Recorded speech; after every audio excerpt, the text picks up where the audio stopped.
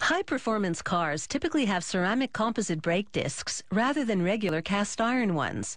That kind of power on wheels requires being lightweight, and cast iron is very heavy. It would also wear out too quickly due to the intense heat friction generates when you brake a car with such a powerful engine. Ceramic is heat resistant, up to 1,000 degrees Celsius.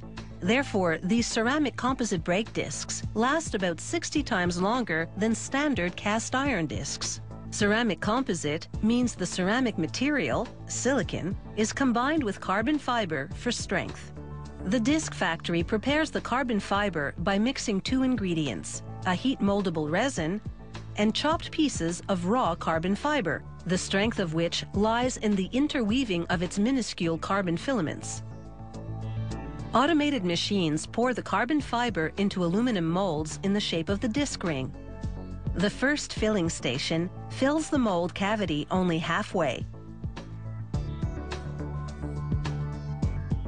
Workers then fit a slotted belt around the mold and insert aluminum cores into the slots. These cores will form a ventilation channel in the disc ring to keep the disc from overheating.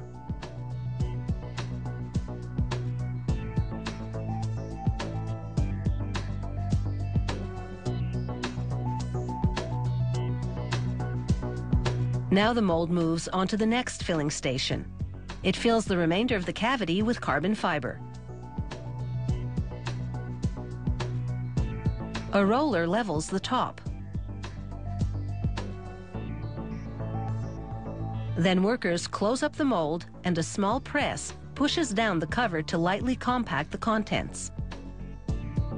The mold enters a large press which applies 20,000 kilograms of pressure while heating to 200 degrees Celsius. This compacts the carbon fiber and transforms the resin powder into plastic. Once the mold has cooled down enough to be handled, workers submerge it in cold water for 5 to 8 minutes. This cools the disc ring completely, enabling them to pull out the cores. A computer-guided laser then examines the mold to make sure every last core has been removed. When they get the all clear, they open the top and bottom sections of the mold and extract the disc ring. Computer-guided machines then smooth out the rough areas and drill tiny ventilation holes. They put the disc ring into an oven, which over the course of 2 days gradually heats it to approximately 1,000 degrees Celsius. This causes a chemical change, which transforms the plastic into carbon. Next, they take a crucible, a high heat-resistant container, and position 5 mounts inside. They place the disc ring on the mounts. Then in the middle, a funnel, into which they pour a ceramic material, fine silicon powder. They load the crucible into an oven for 24 hours. It gradually heats the disc ring to 1,700 degrees Celsius, melting the silicon. Then it applies low-level suction, drawing the now liquid silicon into the disc ring. This creates an exceptionally hard, new material called silicon carbide. After a computer-guided drill bores mounting holes, the disc ring goes into a chamber where it receives a coat of protective paint. The paint shields the carbon in the disc ring from oxygen, which is critical because at high heat, oxygen burns carbon. This anti-oxidation treatment significantly extends the life of the brake disc.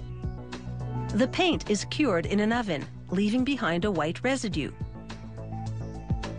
A robot sands it off, then polishes the entire disc ring surface.